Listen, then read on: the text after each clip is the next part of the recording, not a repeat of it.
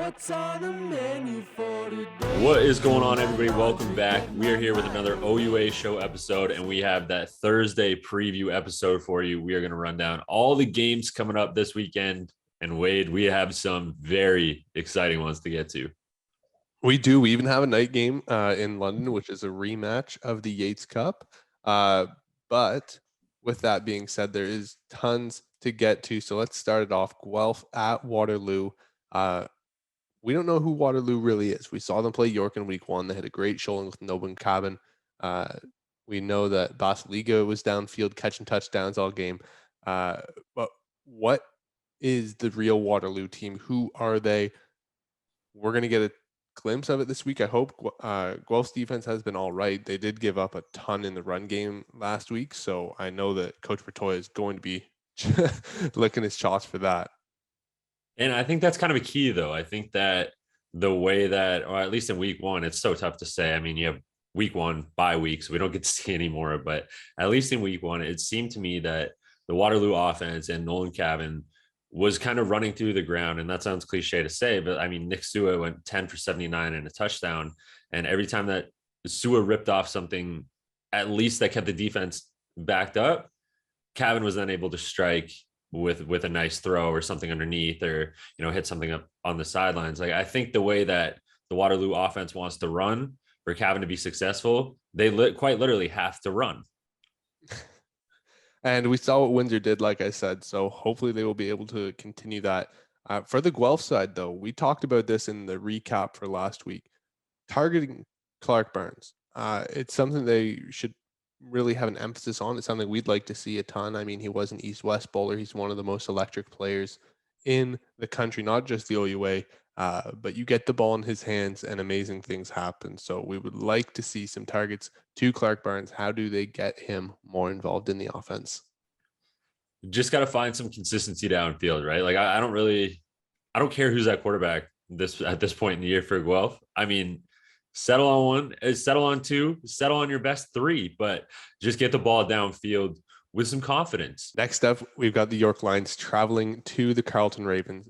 Both teams coming off of a loss. Carleton, obviously a weird one in that 1-0 halftime game in Toronto, and then the explosive fireworks came out in the second half. But for the York Lions, they came off a 39-1 loss to McMaster.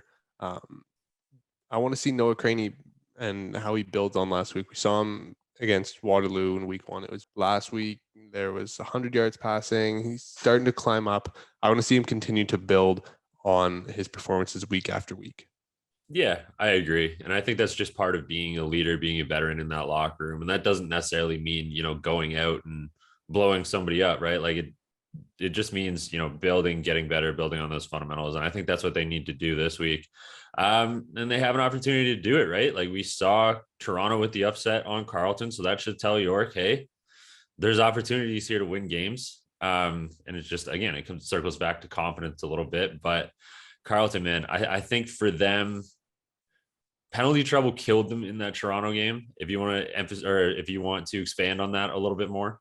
Yeah, I mean, they had 11 for 144, and I know Toronto also had 11 penalties, but giving up 144 yards in penalty is huge. And they also gave up 353 yards rushing. So there's a couple areas that I'd like to see them kind of rebound from. Obviously, the penalties, Coach Grant probably was on them on that bus ride home about that. But I also want to see their O-line. They're really solid week 1. Tanner Young wasn't touched, wasn't pressured. Last week, he did not have much time to throw. It was finish a one-step drop out of the gun, and he's starting to scramble and look for gaps in the pocket because there's pressure already. I want to see how they look in week 3. If it's going to be a roller coaster this year for the first little bit, getting settled, but I want to see how Carleton's O-line can rebound as well this week. It'll be exciting to see. I'm certainly going to have my eyes on that game. And biasly, I am going to have my eyes on this next game. The Ottawa GG's taking on the McMaster Marauders, which, hey, surface level, this could be a pretty good game on a Saturday afternoon. Yeah, I mean, it could be. Ottawa has ran the ball really well this year. I mean, yes, they don't have all facets of the game ironed out and smoothed out, but JP Simonkinda is running the ball damn well, and James Peter is a force at middle linebacker. What was it? 9 tackles last week, 9.5 total tackles. I think he Yeah, he leads. kind I of, think I saw from their yeah, social team he leads the country right now. he does, which is a great thing for him. I mean, he deserves it all, but he's going to be in tough this week as they play McMaster.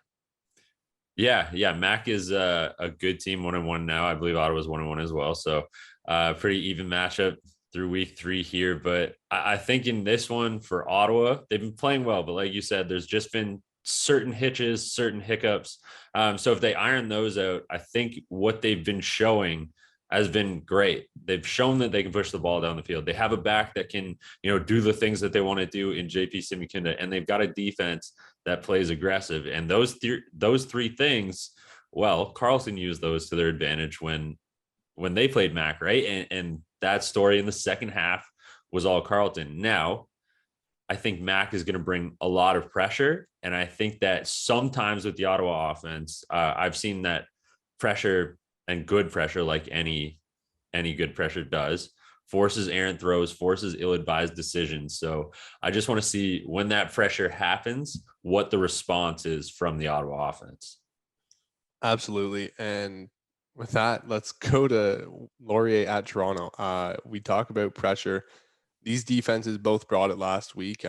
Obviously, different results for both teams, but the focus of this one, the 2 top young quarterbacks in the OUA right now, Taylor Elgersma, Kinsale Phillip, they looked good last week. I mean, Kinsale obviously had the 2 picks week 1. Last week, he has 200 yards and a couple touchdowns, and Nigel Good and David Osho played amazing. Taylor Elgersma, they hung in there with Western. It was a close game, weird game with the lightning delay. But this may be the quarterback matchup to watch for years to come, Connor. Just not this year, but this could be a tale of the future. Yeah, you're entirely right. I am very excited to watch the quarterback play in this one. Now we do need to keep an eye on a guy like Tanner Nelms in the backfield at Laurier, as well as Ben McAlpine, who had that big score last week as well. But flip side, Nigel Good, big score himself, and Toronto, great back in their own right. Adam Williams, yeah, he has been running like a madman this year. He's so athletic. He does everything well: specials, pass pro, running the ball, catching the ball. He really is the key to this offense with Toronto, him and the O-line, like we talked about on Sunday. So for Laurier, they're going to be tested with another run game. I mean, I can't believe I was saying this, Connor. Toronto and testing people with run games. It's a foreign subject to me over the last couple of years, but this is a great team. The O-line is anchoring them. Mustaba, Tyler Grijola. The guys up front are just paving the way for Adam and Kinsale to run for a ton of yards. So Laurier's going to have to stop that first and foremost. Yep, no doubt. But I think that one, like we were talking about, the quarterback play there has everybody excited. The running back play of the Toronto Varsity Blues certainly has yourself excited, and Blues fans everywhere. Quickly, would like to give a shout out to your Varsity Blues as well. 4,000 people they packed in that home opener. That was great to see. But was the Frosh game. It's always a big turnout with the Frosh game. We're happy to get that kind of support, and we'll see what it looks like in weeks to come. I'm just happy to see U Sports stadiums looking full like that as we return to our full 8-game schedule here. Just super nice to see. It is nice. Yates Cup rematch, Connor. This is the one we're talking about. Queens at Western, not at Queens this time. Queens has to travel to Western. Last year it was bully ball. Western just kind of said, "Oh yeah, stop the run, try it, see if you can." I think that sentiment stays the same though this year. Players have moved on, but the identities are the same. Queens is going to run the ball. Western is going to just say, "Hey, Keon, hey, Edwinati, you guys want to go for 100 yards? Sure. Okay. Yeah, let's have this day." The difference, though, for me, Connor, both of these quarterbacks are taking on bigger roles. We saw Evan Hillock last week throw very well, 4 touchdowns against the Laurier Golden Hawks, and James Keenan was moving the ball. He was the difference maker in that game against Ottawa, making shots to Richard Burton downfield. Nice shots, too.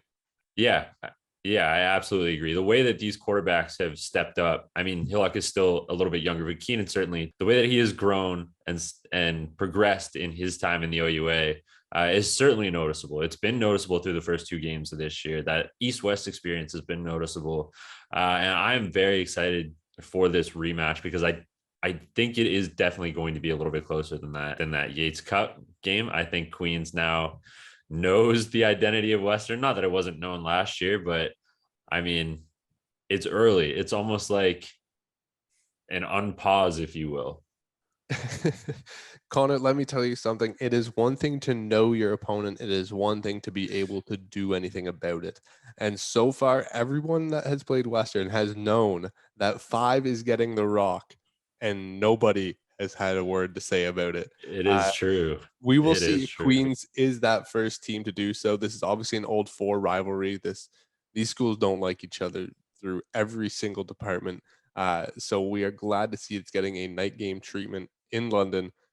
But if you want to check out any of these 5 games, make sure you head out to the stadiums if you're in the area. They are all affordable, very cheap. But if you can't get to a stadium, OUA TV is free to watch all games. All you need to do is sign up with your email, and you can watch all of them at once. All 4 1:00 games you can watch at once. It is that nice to see and that nice to have. So make sure to head to OUA TV to check out the games. And that does it for us for this week. But we will be back on Sunday this week because there's no Labor Day games anymore. We will be back with that Sunday recap video. So check you guys on Sunday. What's on